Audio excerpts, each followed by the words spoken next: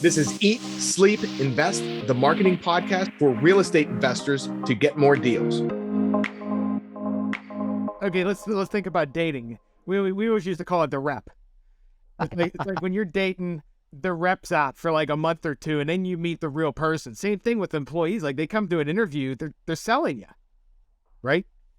Well, exactly. Which is funny you say that because we'll be hired for an operations role or like a bookkeeper, something like that. Okay, so somebody like that, I'll use myself for example. I'm not a salesperson. Like I'm actually in PI. I'm the opposite of sales. I hate sales.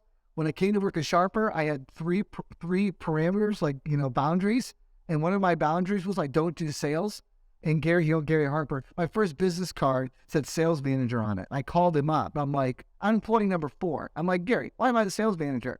He's like, you're just going to manage the sales department, which was him. And if you know Gary, I'm like, dude, I'm not managing you. There's no managing you. Like from that, Right. But, so the point is, when I get in for an interview, I'm not a salesperson. I'm not a real high social person. I'm talking a lot right now on our podcast, and we're talking about a topic I enjoy and know a lot about.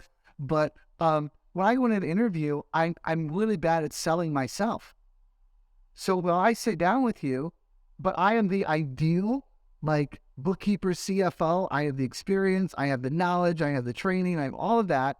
But when I sit down with you, I'm not really going to sell myself. It's not going to be a great interview. Now, somebody like Gary Harper, who hates doing finances and hates doing like reconciling books, he would rather stick pins in his eyeballs than do that. But he's a great salesperson. He sits down at an interview. You're going to be like, this guy is amazing. This is the guy that I need on my team. He's the wrong fit for bookkeeping. He's the right fit for sales. So in an interview, how often we get that? We'll send them candidates for like an operations role, and they'll just be like, yeah, the interview wasn't that great. And I'm like, yeah, it shouldn't have been that great. This isn't a salesperson. This is an operations person, But so yeah, to your point, the good salespeople sell themselves in an interview. Yeah, and you're right too, because it depends on the role. Like a sales role, you kind of want a sales guy, but you're right. The guys that are actuarial, like the numbers guys, a lot of them, they don't want to. They're not going to sell you, and then you have to be able to get that information out to be able to tell, okay, this guy is really a good fit, and that's kind of where you're saying you guys help people, right? Yeah. So what we're looking at is that exactly. So obviously, real estate, probably the number one. Well, not probably the number one most sought after position is acquisitions, right? We got. What does everybody say? Like the deal starts with the buy. You got to buy it right. Right. You don't buy it right, it doesn't matter. So acquisitions is where it's all at. That's usually the largest department in acquisitions. Well, sales is the largest department. And then usually when we get into acquisitions, it's going to be the largest division of the sales department, because a dispo rep can usually dispo for 2 to 3 acquisitions reps, something like that. So there's always going to be that, a lead manager can handle 2 or 3 acquisitions reps. So that's always going to be your largest position as you're building your company out and you're growing. That's going to be where the most people are at. Not to mention salespeople. And we can talk about why they do this, but salespeople turn over at a fairly high rate. And everybody's always like, oh, why are my salespeople always leaving? And we can talk about why. One of the reasons why, a lot of reasons, but we talk about behaviorally why they leave. So that acquisitions department is the one you're having most people, and it's turning over, and it's usually growing the fastest. And we're looking for that. So we talk about like that role, you can go look for so we're looking for somebody who's got like sales experience. Okay. Well, really acquisitions isn't sales when you actually think about it. There's some sales skills that are involved in there, but there's a reason why there's training out there that's specifically real estate sales training, right? Like Steve Trang and some other people like that. Steve's in CG with us. There's other people who do that sales training, because it's very specific, because acquisitions isn't sales. You're not selling anything. It's not, here's this product, go sell it. It's, here's this appointment, go buy this house, right? And get it for the lowest price you can. If there is any sales, it's go sell them on why we are the best option for them, right? That's really the sale. But you're buying a house, it's a little bit different. So what are we looking for in that? What kind of behavior? Well, we're looking for somebody who's pretty dominant, right? They're competitive. They're comfortable with conflict. I mean, you got to sit there and tell this person, by the way, your house is probably, we can only pay you 50% of what you think the value of the house is.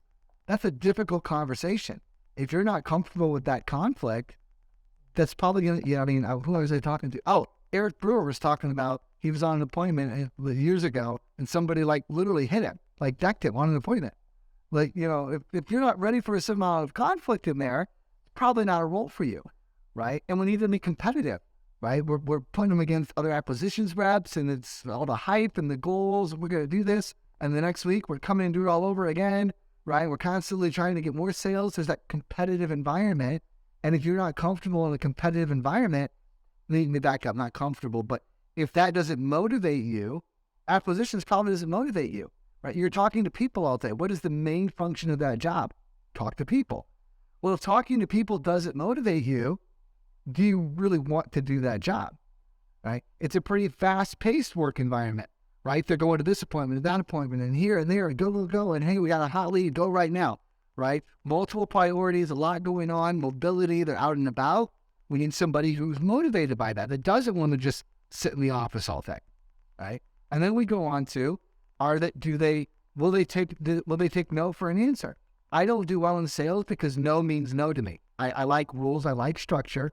So when you say no, no means no. I don't overcome objections, right? But in sales, what does no mean? Well, no mean, that's where we start. And there's sales trainings out there that you're looking for no. Why? So you can overcome the objection. Yep. So if no means no to you, that's a problem for sales. So I walk into sales. I don't like conflict. So I'm not going to negotiate. I'm not motivated by social interaction. So I'm not looking to talk to people. I'm more of a steady kind of person. So the constant go all day. People are like, you travel all the time, Austin. I'm like, I do on Wednesdays and Thursdays. I'm structured. I leave on Tuesday night. I come back Thursday night. That's all I go. My calendar is blocked out, right? Like that. So I'm a middle of the road. I can go either way, but I'm middle of the road steady, right? And then I follow the rules and structure. So I don't overcome no. So anyway, it's things like that. We're looking for an acquisitions rep.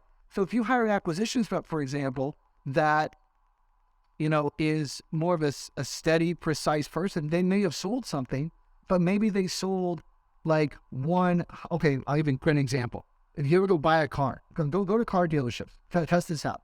Go to the Toyota dealership, walk onto the lot and see what happens, okay?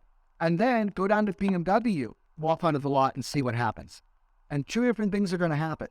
When you walk on to Toyota, they're going to come out the door and come to you, like immediately, right? As soon as you step out of your car, like somebody's out there like a bee on honey.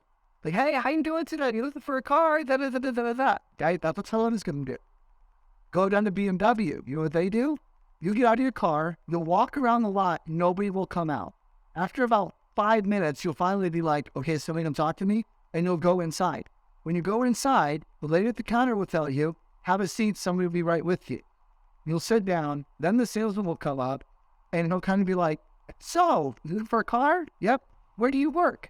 Right out of the gate. Where do you work? And they're almost like, are you even worthy of driving a BMW? It's very funny. Go talk to a salesperson at BMW, right? Yeah.